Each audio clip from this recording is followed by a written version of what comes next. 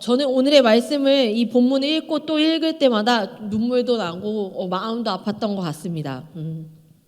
하나님의 열렬한 사랑, 하나님의 신실하심, 또 포기하지 않는 그 하나님의 사랑에 반해서 끊임없이 거듭거듭 시험하고 하나님을 아프게 하고 슬프시게 하는 존재인 인간, 이 두 모습이 너무 대비되는 거예요. 마치 어떤 한 사람은 열렬히 누군가를 사랑하는데 그 사람이 사랑을 받아주지 않는 것은커녕 이제 막 뭐 거절하고 비난하고 힘들게 하고 희망 고문하고 온갖 악한 짓을 다 하는 거예요. 그런 사람들과 만나지 마십시오. 늘 말하지만 나의 혼을 빼앗을 뿐입니다. 그런데 우리 인간이 하나님에게 그러한 대상인 거죠. 저를 포함해서. 그러니까 이 완전히 대비되는 모습들을 보면서 마치 그 하나님의 사랑이 얼마나 대단한 것이고 얼마나 신실하시고 얼마나 완벽하고 온전한 것인지 알지도 못하면서 천둥 벌거숭이 마냥 그냥 내 힘과 내 능력, 내 의지면 충분히 살아갈 수 있겠노라고 착각하면서 살아가는 그 인간의 교만과 무지가 너무너무 마음이 아팠던 것 같습니다. 제가 요즘에 보기 시작한 드라마가 하나 있습니다. 이제 바쁠수록 쪼개 드라마를 보라 막 이런 생각으로 제가 드라마를 보고 있는데 그중에 39이라는 드라마가 있어요. 이제 그 드라마를 혹시 보신 분이 계실지 모르겠습니다. 이제 그 뭐 미녀 세 분이 나오시는데요. 그분들이 이제 세 명의 여성들이 나오고 고등학교 때부터 친구들 이야기예요. 세 사람의 우정과 사랑 뭐 이런 이야기입니다. 근데 이제 여기에서 정말로 이 드라마를 보면서 나도 이렇게 좀 친구들과 더 좀 잘 지내면 좋겠다. 좀 지금이라도 친구들을 좀 더 돌아봐야겠다. 저는 사실은 사람을 소화하는 능력의 스펙트럼이 정해져 있다고 생각해요. 그러니까 무슨 얘기냐면 각자 사람마다 아마 다를 텐데요. 내가 어떤 한 사람에게 에너지를 쏟을 수 있는 그 크기가 좀 사람마다 정해져 있지 않을까. 그러니까 어떤 사람은 한 명 정도 그 사람에게 정말로 신실하게 애정을 쏟고 그 사람에게 몰입하고 집중하는 힘이 다하면 2명, 3명한테는 하기 어려운 벅찬 사람이 있어요. 그러니까 그런가 하면은 이제 뭐 예를 들면 우리가 소위 되게 사교적인 사람들, 그런 사람들은 이제 아무래도 좀 사람을 소화하는 그 능력이 탁월하다기보다 사실은 사람을 소화하는 것에 있어서 좀 최대한 사람들을 판단하거나 이상하다고 여기는 뭐 그런 것들이 좀 덜한 상태가 이제 사교적인 사람인데 저는 사실 사교력이 굉장히 높습니다. 뭐 디스크 검사라면 I 사교형이 절대적으로 많이 나오거든요. 그래서 저는 제가 사람을 소화하는 능력도 대단히 크다고 착각했어요. 근데 그게 아니라요. 그냥 겉으로 안녕하세요 반가워요 이런 걸 잘하지만요. 점점 가면 갈수록 내가 진짜 깊이 있게 한 사람을 이해하고 소화하고 받아들일 수 있는 이러한 사람들이 나에게 몇 명 정도 될까 제가 이렇게 살펴보는 거예요. 근데 저는 이제 목회자로 살다 보니까 사실은 아주 상당히 굉장히 많은 분들을 대해야 하고 또 많은 분들을 그리고 저의 감정이나 저의 생각을 최대한 컨트롤하면서 친절하고 이성적으로 잘 대하는 그러한 일들을 저는 언제나 해야 합니다. 그러다 보니까 어찌 보면은 제가 제 가까운 사람들에게 생각보다 잘 못하더라고요. 가족들, 친구들. 그런 사람들을 제가 이렇게 그 사람들은 날 기다려주겠거니 하고 너무 내버려둔 것이 많았어요. 그래서 어떤 시점이 되면 친구한테 연락해서 막 미안하다, 나를 배신하지 말아다오, 나의 인생에 몇 남지 않은 친구 중에 하나로 있어다오, 뭐 제가 이러면서 이제 갈구하는 그런 친구가 이제 몇 있습니다. 근데 그 친구들이 떠오르면서 이 세 명의 이 여성의 우정에 대해서 보면서 참 보기 좋다, 저런 친구들이 있다는 게 행복하겠구나, 뭐 이런 생각을 했어요.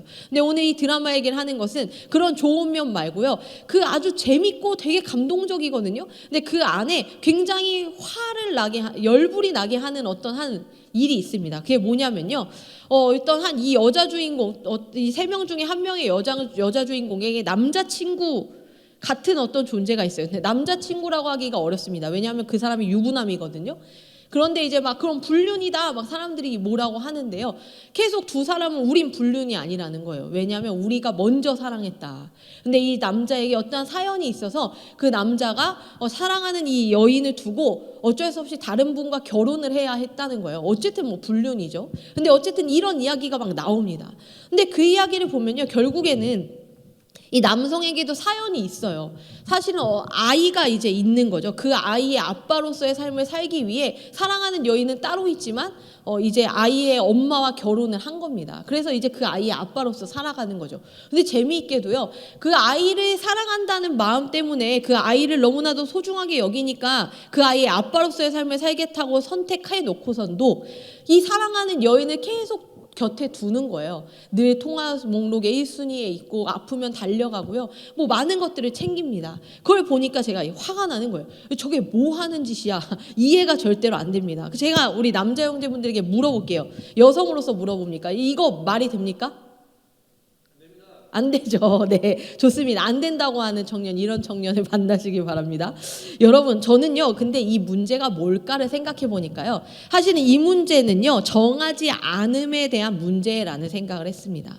어떤 스토리든 들으면 다 말도 됩니다. 그런데 그럴 수 있겠다고 싶죠. 그런데 이제 사실은요, 이 일도요, 그럼에도 불구하고 정하면 되는 문제라는 거예요. 사실은 이해해줄 부분이 아니라 이 남성이 정했어야 하는 거예요. 어떤 한 아이의 아빠로 살 것인지 아니면 사랑하는 여인의 오빠로 살 것인지 아빠냐 오빠냐를 정해야 된다는 거죠. 아빠이면서 오빠일 수는 없습니다. 이건 뭐예요? 정하지 않는 거잖아요. 뭐 저런 게 다 있어 뭐 이런 생각을 하죠. 성경에도요, 간음이라는 말이 있습니다. 우리가 이제 이 간음이라고 얘기하면 성적으로 소위 타락하는 것, 뭔가 그런 음란한 것들 이렇게 이제 대략 생각하지만요, 성경에서 말하는 간음은 결국 우상 숭배를 말합니다. 우상 숭배가 뭐냐면요, 간음하는 마음을 갖고 살아가는 거예요. 다시 말해서 두 마음을 품는 겁니다. 하나님이 아닌 다른 대상들의 마음을 품는 게 우상숭배이고 그게 곧 간음이라는 겁니다. 성경은 그렇게 말해요. 우리가 하나님을 믿고 하나님을 사랑한다라고 말하지만 하나님 말고 너무나도 중요한 영역이 많잖아요. 여러분들 아주 간단하게 생각해 보세요. 우리가 하나님을 예배하는 이 자리, 예를 들면 뭐 유튜브로 예배 드리시든 꼭 여기에 와 있는 것만을 말하는 게 아닙니다. 지금 이 시간에 여러분들이 예배하고 있느냐를 보시면요, 내가 하나님을 선택하고 있는지 아닌지를 아주 쉽게 알 수 있는 어떤 척도 중에 하나입니다. 물론 꼭 다 그렇다고 할 수는 없죠. 직장 생활하시는 이 시간에 일을 해야만 하는 분들을 말하는 건 아닙니다. 그러나 내가 지금 사실은 일하고 있거나 이런 공적인 일이 아닌 경우에 도 예를 들면 좀 누구를 만나고 싶은 약속을 이 시간을 피하지 않고 잡고 선택한다든지, 또 내가 다른 여러 가지의 일들을 이제 내가 꼭 하지 않아도 되는 것임에도 불구하고 예배는 영상으로 언제든 드릴 수 있어 라는 생각으로 만약에 결정하는 일들을 하신다면 죄송해요. 어쩔 수 없이 아주 심플해요. 내가 하나님만을 선택하고 있는 것은 아닌 겁니다. 정하지 않은 거예요. 근데 내가 정하잖아요. 그냥 나는 하나님의 사람으로 살겠다고 정하면요, 그냥 주일날이 예배하는 시간이 사실은 그렇게 곤혹스러운 일이 아니고요, 그게 연습이 되고 습관이 되면 나중에 고민하지 않게 됩니다. 당연히 예배 시간에 다른 거 안 잡아요. 고민의 문제가 아닌 것이 돼요. 그 여정에 이르려면 내가 정해야 되는 게 먼저예요. 정하지 않으면 계속 고민해야 돼요. 우리가 사람을 만날 때도 그렇잖아요.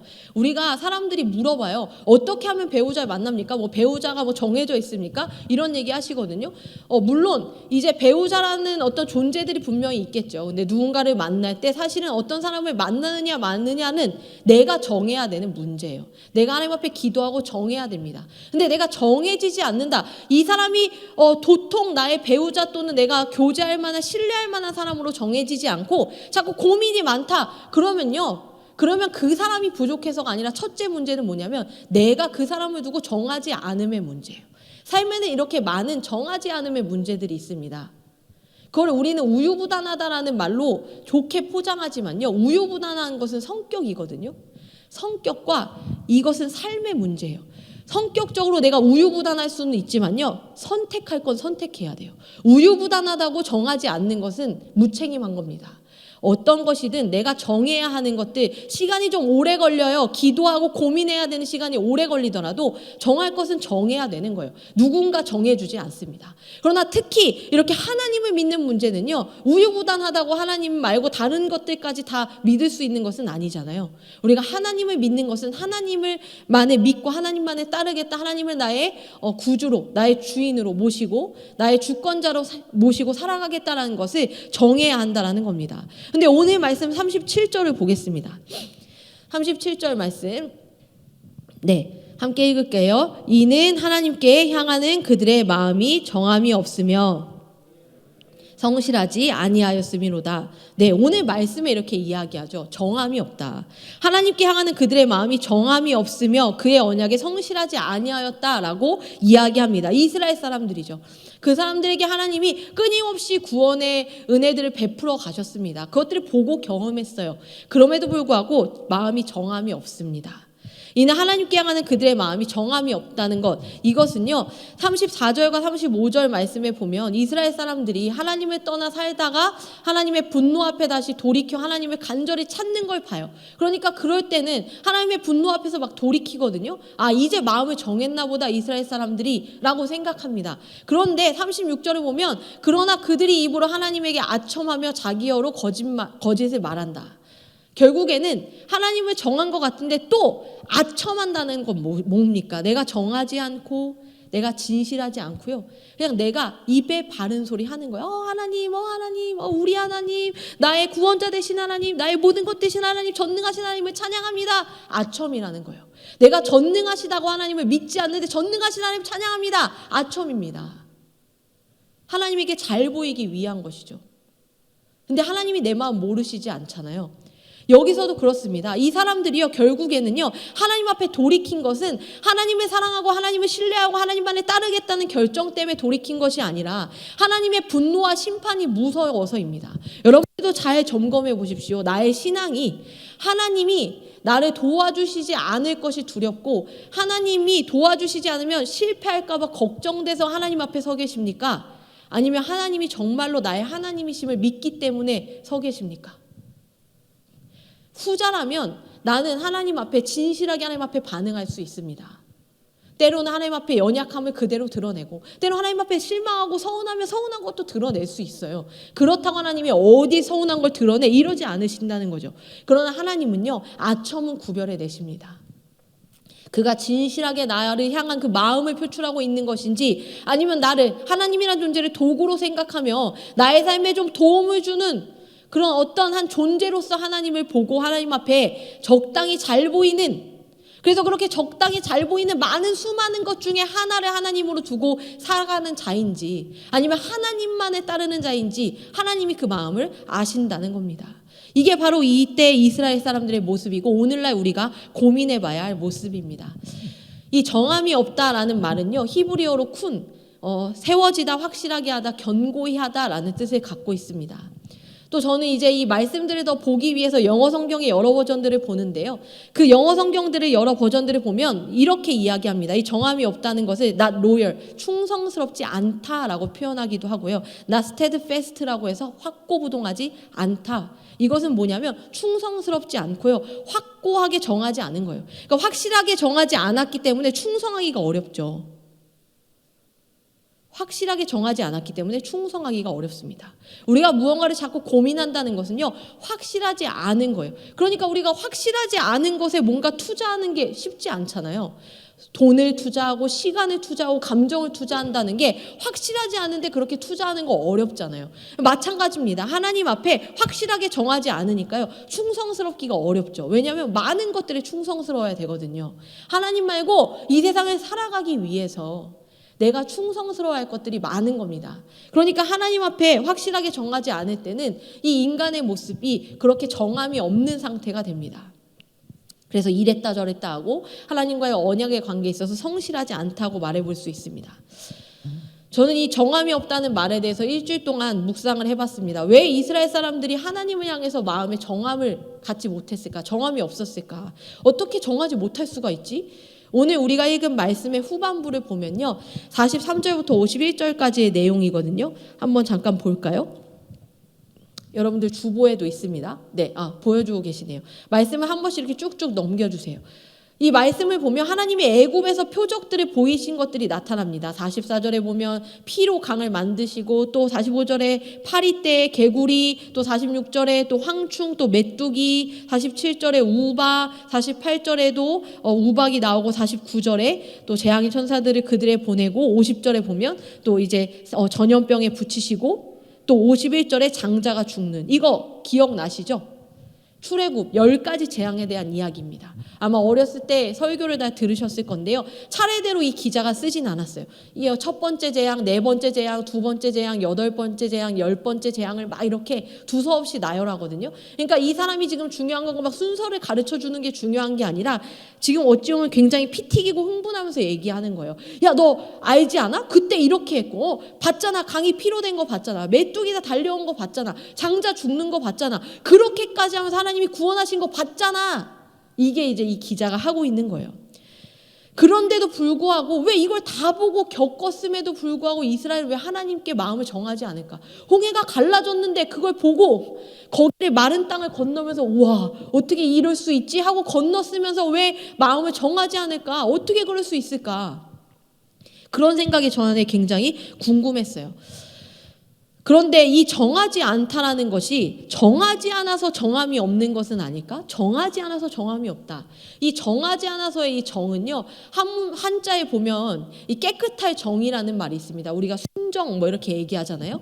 그러니까 하나님 앞에 마음이 깨끗하지 않으니까 정함이 없을 수밖에 없구나. 하나님께로 향하는 마음이 깨끗하지 않고 계속 이 생각 저 생각으로 가득 차 있고 계산하고 따지다 보니까요, 하나님 한 분을 정한다는 게 어려워지는 거예요.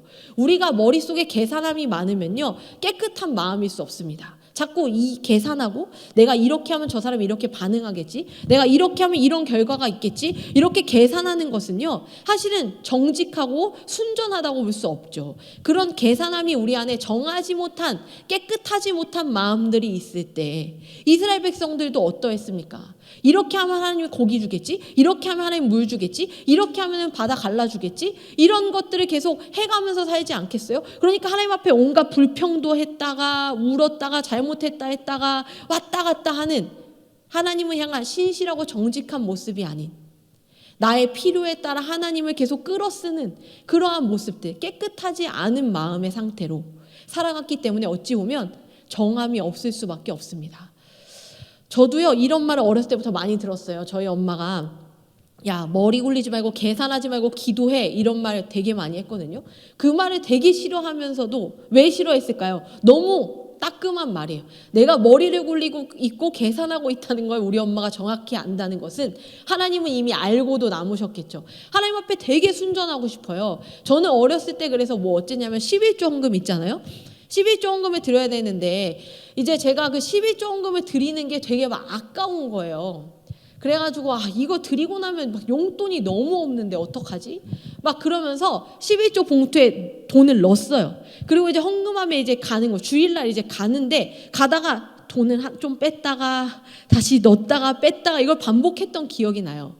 그리고 나서 어느 날 정말로 뺐다가 넣었다 하다가 그냥 어떻게 드려야지 하고 넣고 헌금을 딱 드리고 났는데, 그 드리고 난 순간 무슨 생각했냐면 이거 하나님이 이거 기껏 드렸는데 안 받으시면 어떡하지? 뭐 이런 생각이 드는 거예요.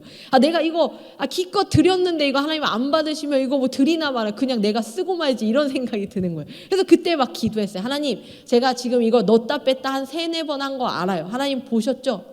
근데 어쨌든 3-4번 했는데 넣었잖아요. 그러니까 받아주세요. 아까워서 죄송해요. 막 이렇게 기도했던 그런 유치찬란한 기도지만 굉장히 인간적이지 않습니까? 이런 사람이 목사가 됩니다. 여러분들의 11조 앞에서의 고민, 그 번민을 저도 알아요. 근데 그렇게 우리가요, 계산하는 것, 따지는 것, 하나님 앞에 내가 이걸 하는 게 손해는 아닐까? 하나님 앞에서도 그 손해를 따지잖아요, 우리가. 내가 바쁜데 이 시간에 차라리 좀 더 자격증 따기 위해 좀 더 공부할 수 있는데 굳이 내가 사역을 하는 게 맞을까? 하는 고민하잖아요. 그거 손에 따지는 거잖아요. 내가 그 시간 하나님 앞에 드리는데 하나님이 그것 이상으로 나 채워주지 않으면 어떡하지? 그거는 하나님에게 손해를 따질 일이 아니잖아요. 여러분들이 사역을 한다는 것, 여러분들이 이 자리에 와서 예배 드리신다는 거, 하나님한테 주식 드시는 거 아니잖아요. 그런데 내가 하나님 앞에 손해를 따집니다. 내가 이렇게 시간을 들였으니까 콩고물이 떨어져야 하지 않겠습니까? 안 떨어질 거라면 차라리 그냥 공부하는 게 낫지. 이런 생각들이 다 계산하고 머리를 굴리는 거죠. 그런 삶이 우리들 안에도 있다는 겁니다. 우리가 하나님을 온전히 믿는다는 거, 하나님을 믿는 사람은 세상을 이깁니다, 뭐 이런 얘기 들어보신 적 있어요? 저 어렸을 때 수련회 제목 중에 세상을 이기는 믿음, 막 이런 제목이 있을 때가 있었어요. 세상을 이기는 믿음, 너무 멋있는 말이잖아요. 세상을 이기는 믿음, 막 이런 거 써서 책상에 붙여놓고 이랬습니다. 그런데 실은요, 이 세상을 이기는 믿음이라는 게 뭐냐면, 하나님을 믿는 사람에게 하나님이 엄청난 파워와 능력을 막 다 주셔가지고 세상을 다 때려 부순다, 이게 아니라는 거 아시잖아요. 그게 아닙니다. 하나님을 믿는 사람은 세상을 이깁니다. 이 얘기는 뭐냐면요, 하나님을 온전히 믿는 것, 하나님만을 믿고 그분만을 사랑하고 그분만을 따르기로 정하는 것, 그렇게 정한 사람은요, 세상이 이거 봐라, 저거 봐라, 이거 좋지, 저거 좋지, 막 이렇게 해서 무언가를 계속 내밀어도 됐거든, 필요 없거든, 나 하나님 계시거든, 그거 영원하지 않은 거 알거든, 그것에 내가 목맬 필요 없다는 거 알거든, 그게 나 인도해주지 않는다는 거 알거든, 나 하나님만 있으면 되거든, 이게 이제 하나님 한 분이면 되거든 이라고 고백하면서 살아가는 사람의 삶이 세상을 이기는 믿음인 거예요. 그러니까 수많은 것들이 여러분들에게 온단 말이에요. 야, 이거 너무 이거 좋지 않니? 이거 선택해, 이거 붙들어야지, 지금이 기회잖아, 왜 멍청한 일 하고 있어 하는 그 모든 순간에, 번민하는 그 모든 순간에 내가 하나님 앞에 서 있다면, 하나님 앞에 서 있다면 그 선택은 하나님께서 기뻐하신다면 할 것이고요, 하나님이 기뻐하지 않겠다 싶으면 안 할 것이지, 거기에서 내가 하나님이 기뻐하지는 않는 것 같아, 자 그렇다면 이제 내가 기쁜지 아닌지를 보자, 이렇게 두 번째로 넘어가서 따질 영역이 아니라는 겁니다. 그게 사실 세상을 이기는 믿음이죠. 쉽지 않죠. 어렵습니다. 저도 압니다. 제가 2주 전에 여러분들에게 말씀드렸습니다. 선택에 대한 이야기 드렸던 거 기억하세요? 그래서 짬뽕, 짜장면 막 이런 거 선택하시게 했잖아요. 선택하는 힘을 길러야 한다라고 말씀드렸습니다. 마음을 정하는 일, 그게 곧 믿음이기 때문입니다. 저는 이제 우리 교회에서 수요일 저녁 8시마다 하는 꿈꾸다 시즌2 라디오의 PD를 담당하고 있습니다. 저의 요즘 부캐예요. 굉장히 열심히, 원래 PD였던 것처럼 되게 즐겁게 열심히 막 기획해요. 몇 분이 안 들으셔도 이 몇 분에게 유익할 수 있는 뭐가 있을까, 이걸 고민하고, 막 월요일에는 줌 회의를 하고요, 화요일에 주제랑 이런 대본들을 정하고 뭐 이런 일들을 계속 하거든요. 근데 이제 셋째 주가 성도 초대석, 오늘 이 사람이라는 이제 그 카테고리로 진행하는데, 이번 주에는 저희 교회는 이창준 안수 집사님께서 나오셨습니다. 이 집사님이 과학자시거든요. 그래서 이제 이분을 만나려고 이제 우리 DJ이신 강 집사님과 제가 함께 대전에 KTX를 타고 가서 그 기초과학연구원이라는 곳에 들어가서 이제 인터뷰를 했어요. 가서 막 쥐의 뇌를 이렇게 절단하는 뭐 그런 기계들, 현미경 막 이런 거 보면서 우와 막 이러면서 왔거든요. 그래서 제가 궁금했어요. 집사님, 과학자의 입장에서 이 믿음이라는 것을 말씀하신다면 뭐라고 하시겠습니까? 이렇게 질문했습니다. 굉장히 이론적이고 굉장히 논리적인 사고를 하시는 이 집사님께 여쭤봤어요. 근데 집사님이 이렇게 얘기하시더라고요. 아주 심플하게 말씀하셨습니다. 믿음은 결단하는 겁니다. 믿기로 결단하는 거죠 라고 말씀하시더라고요. 집사님도 어렸을 때부터 신앙생활 하셨고 나중에 이제 어른이 돼서 과학자가 되셨을 거 아니에요? 그렇지만 어렸을 때부터 신앙생활을 했지만 과학자가 되고 난 이후에 하나님을 다시 한번 정확하게 만났다는 이야기를 하시면서요, 본인도 이제 내가 하나님을 믿는다고 하지만 절대 이해가 되지 않는, 믿어지지 않는 영역들이 있었다는 거예요. 아무래도 그런 이제 과학적 사고를 하시는 분이다 보니까 절대 이해가 안 되는 영역이 있었을 거 아니에요. 그래서 그게 뭐였어요? 이렇게 여쭤봤더니 처녀가 잉태하여 아들을 낳았다. 이게 도저히 이해가 안 되는, 어떻게 처녀가 잉태하냐, 과학적으로. 생명과학자시니까 더군다나 이게 정말로 이해가 안 되셨답니다. 근데 어느 날 한 집회에서 이제 복음에 대한 아주 심플한 강의를 듣고 나서 완전히 깨지셨대요. 그러면서 내가 왜 처녀가 잉태한다는 이 사실을 믿지 못할까를 보니까, 내가 결국은 창세기 1장 1절 태초에 하나님이 천지를 창조하시니라, 이 말씀부터 믿고 있지 않았다는 거예요. 그런데 만약 태초에 하나님이 천지를 창조하셨다, 하나님이 이 세상의 창조주이시다라는 사실을 믿는다면, 그것을 믿는다면, 이 세상을 창조하신 분인데 뭐 그 이상 이하에 뭘 못하시겠나, 처녀가 잉태하고도 남지, 이런 생각이 들으셨다는 거예요. 그러니까 그것을 믿는다면 그 모든 부차적인 것은 믿을 수밖에 없다. 그래서 나는 그때부터 믿기로 결정했습니다. 과학자이지만 저는 하나님이 이 세상을 창조하셨다고 믿습니다. 그게 맞습니다. 그것은 과학적으로 설명할 수 없어요. 사람들이 창조를 설명하라고 하지만 설명할 수 없습니다. 하나님의 영역은 그냥 믿는 겁니다 라고 과학자께서 얘기해 주셨습니다. 여러분들 어떠신가요?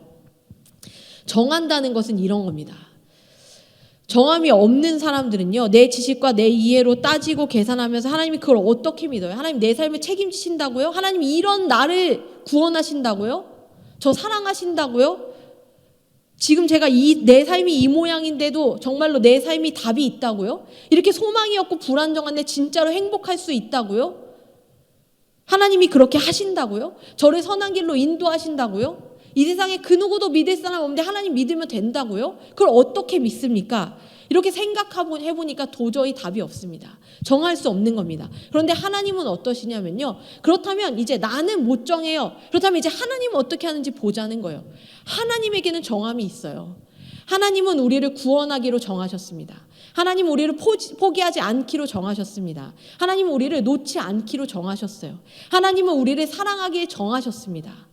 하나님의 우리를 향한 정함이 있기 때문에 하나님은 우리를 기다리시고 또 우리 사랑하시고 때로는 그래서 우리를 채찍질하시면서도 또 우리를 결코 떠나지 않으시는 거예요. 나는 정하지 못하는데요. 하나님이 정했어요. 그냥 딱 찍어놓고 야, 너 어디 못 간다. 나 너 포기 안 한다. 나 너 안 논다. 너 나한테 못 끊어진다. 나 너 끝까지 사랑한다. 라고 하나님이 이미 정해놨습니다. 38절 함께 볼까요?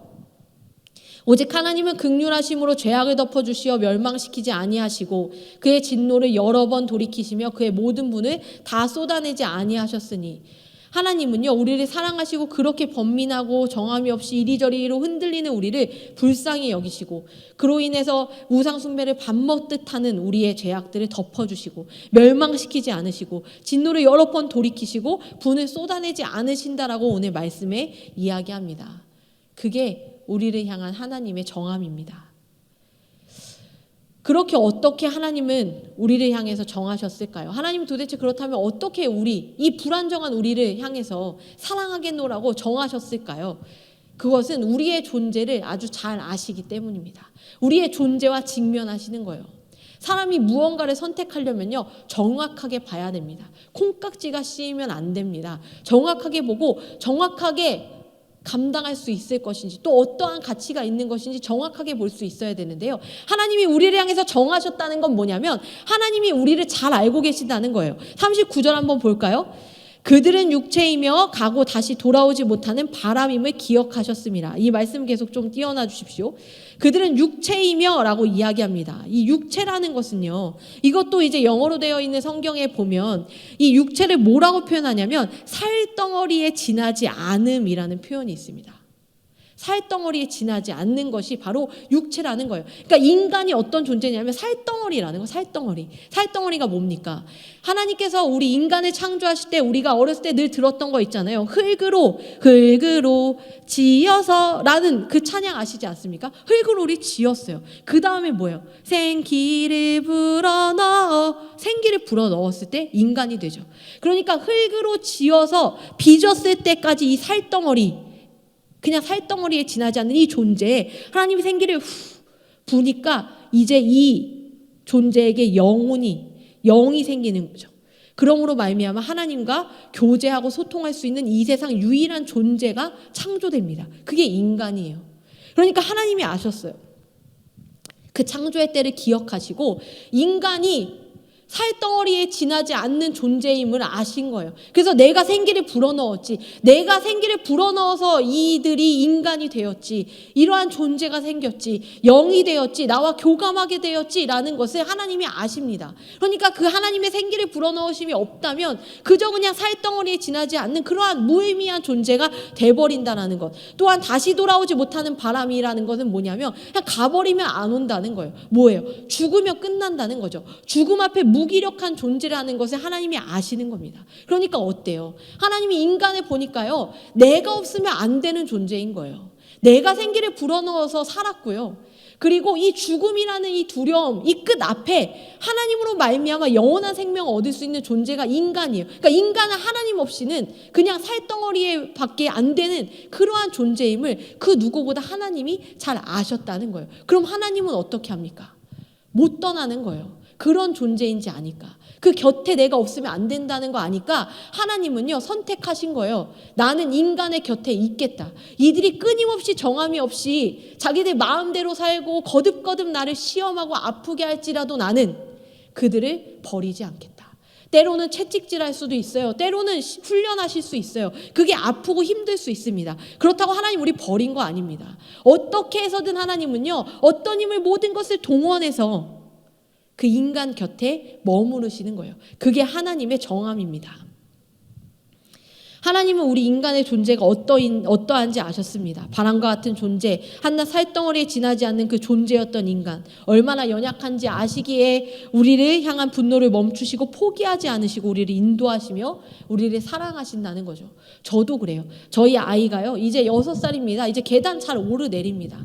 그럼에도 불구하고 계단을 내려갈 때 계속 끝까지 봐요. 잡아주지는 않습니다.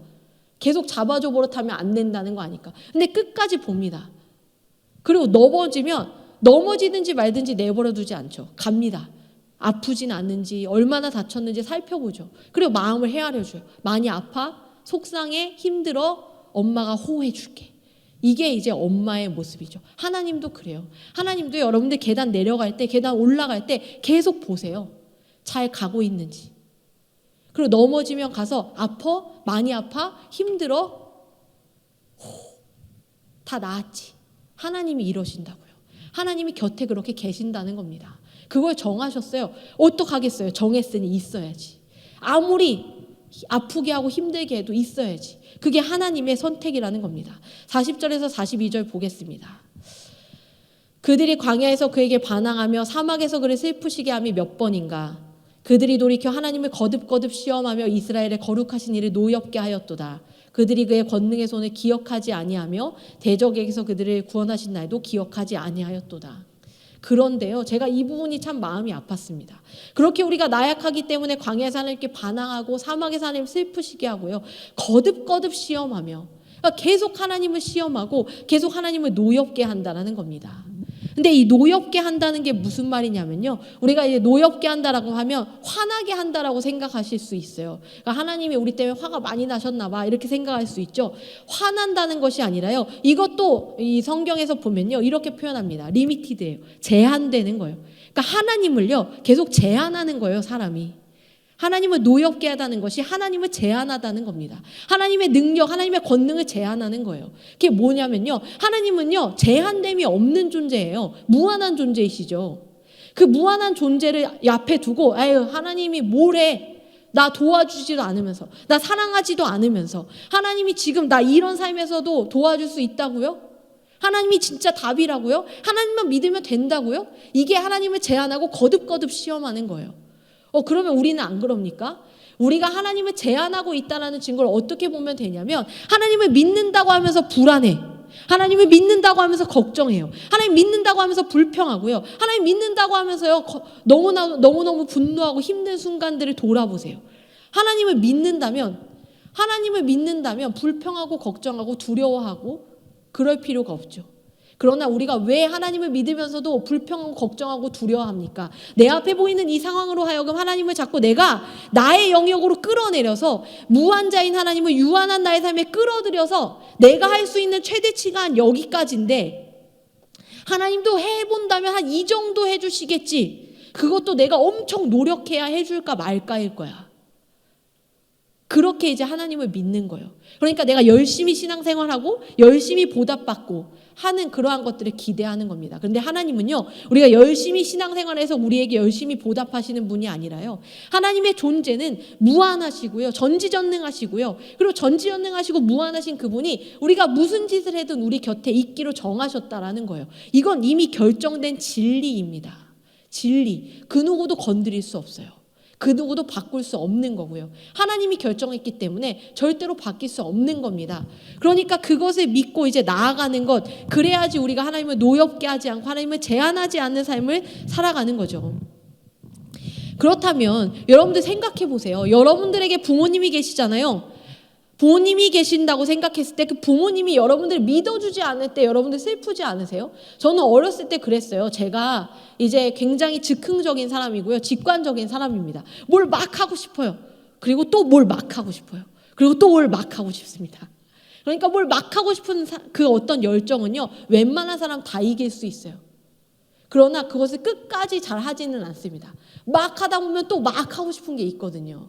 그러다 보니까 저에게 늘 어렸을 때 부모님이요, 야, 너 그거 또 하다가 만다. 내가 너 제일 잘 알아. 막 이렇게 얘기할 때 진짜 성질나거든요. 근데 내 삶이 이미 증거예요. 그렇게 하다 수많은 증거가 쌓였기 때문에 말하기가 어렵다는 거죠.